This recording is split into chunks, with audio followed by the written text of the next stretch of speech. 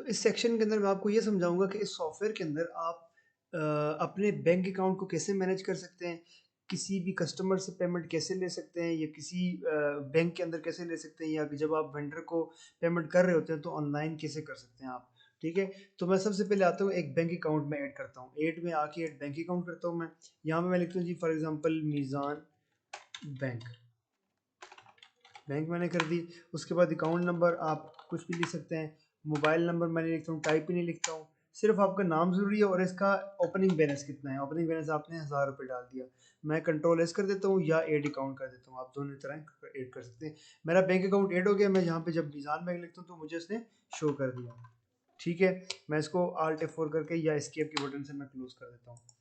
तो जब मैंने ऐड कर दिया उसके बाद इस तरह करता हूँ कि मैं सेल के टाइम पे भी कस्टमर से मैं पेमेंट वसूल कर सकता हूँ बैंक के अंदर। फॉर एग्जांपल मैंने ये कर लिया जी 20 रुपये मेरे हाँ बिल के 20 रुपये बनते टोटल, ठीक है? मैं इसको जब कंट्रोल एस करता हूँ तो मुझे सिस्टम ऑप्शन देते हैं कि yes for counter cash, no for card swipe. तो नो मैं कर देता हूँ। यहाँ से मैं अपनी बैंक सेलेक्ट कर लूँगा कि मेरी मीज़ान बैंक है, उसके अंदर मुझे उसने सारे पैसे अदा किए, एंटर कर दिया। अब ये जो अमाउंट आई है ये डायरेक्टली मेरे उसके अंदर गई है, ठीक है? गलती से मुझे सॉफ्टवेयर क्लोज हो गया जल्दी से, ठीक है? मैं इसको लॉगिन कर देता हूँ दोबारा। अच्छा, तो आप लाइक यहाँ पे आते हैं। मैंने एक एक ओपनिंग बैलेंस 1000 रुपये डाला है। उसके बाद सेल के टाइम पे मैंने 20 रुपये वसूल कर दिए। इसके अलावा मैं कस्टमर कैश में आता हूँ, ठीक है? मैं आम कस्टमर से भी पैसे जिसकी जिसकी तरफ पुराना खाता हो मैं वो वाले पैसे भी वसूल कर सकता हूँ। फॉर एग्जाम्पल ये कस्टमर है मेरा, इससे मैंने 300 रुपीज़ वसूल किए, लेकिन वसूल किए मैंने बैंक के अंदर। मैं यहाँ से डायरेक्ट डिपॉजिट करके मीज़ान बैंक सेलेक्ट करूँगा। अगर मैं कैश करता हूँ तो फिर ये पैसे मेरी आज ही कैश के अंदर ऐड होंगे, लेकिन मैं यहाँ से डायरेक्ट डिपॉजिट करके अपनी बैंक सेलेक्ट कर दी।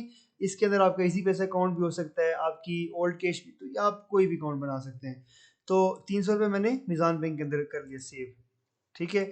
अब मैंने 20 रुपये वहाँ पे वसूल किए, 300 रुपये मैंने यहाँ से वसूल कर दिया। मैं वेंडर को पेमेंट भी देता हूँ अपने बैंक अकाउंट से, सही है? आप अगर चेक करना चाहें ना, यहाँ पे आते हैं bank account management, bank cash deposit या विड्रॉ। तो यहाँ पे मीज़ान बैंक सेलेक्ट करें तो मेरे पास बनते हैं टोटल 1320 रुपये। 1000 रुपये मेरा ओपनिंग बैलेंस था, 20 रुपये मैंने काउंटर की कैश से वसूल किए, 300 रुपये मैंने पुराने किसी कस्टमर से, क्रेडिट वाले कस्टमर से मैंने वसूल किए, तो 1320 मेरा टोटल बैलेंस हो गया। मैं यहाँ पे आता हूँ वेंडर पेमेंट के अंदर। यहाँ पे आके मैं चेक करता हूँ जी, मैं कहता हूँ जी फॉर एग्जांपल कोई भी ट्रस्ट वेंडर है, इसको मैंने 5 रुपये मैंने इसके अदा करने हैं। मैं क्या करता हूँ जी कि मैं 320 रुपये इसको पे करता हूँ इसमें से, और मैं अपनी बैंक में से पे करूँगा। मैं दोनों बैंक से मेरे पास सामने शो हो रही है, मैं जो भी बैंक सेलेक्ट करूँगा उसमें से ही पेमेंट अदा हो जाएगी। तो मैं 320 रुपये सेव कर दिया, ठीक है? अब जब आप आके ना ट्रांजेक्शन में आके बैंक अकाउंट मैनेजमेंट में आप इसमें चले जाएँ, आप मीज़ान बैंक लेकर तो देखें पीछे 1000 रुपये बकाया रह गया। तो ये आप इस तरह इसको मेंटेन कर सकते हैं। इसी के अलावा मैं अब इसकी कंप्लीट हिस्ट्री देखना चाहूँ कि मेरे बैंक के बैलेंस के साथ क्या क्या हुआ है, तो मैं बैंक अकाउंट ट्रांजेक्शन में जाऊँगा, मीज़ान बैंक सेलेक्ट करूँगा, ठीक है? इसके अलावा मैं यहाँ पे डेट सेलेक्ट करूँगा कि मैंने कौन सी डेट से लेके कौन सी डेट तक चेक करना है। मैं 1/9 से लेकर 28/9 तक चेक करना चाह रहा हूँ।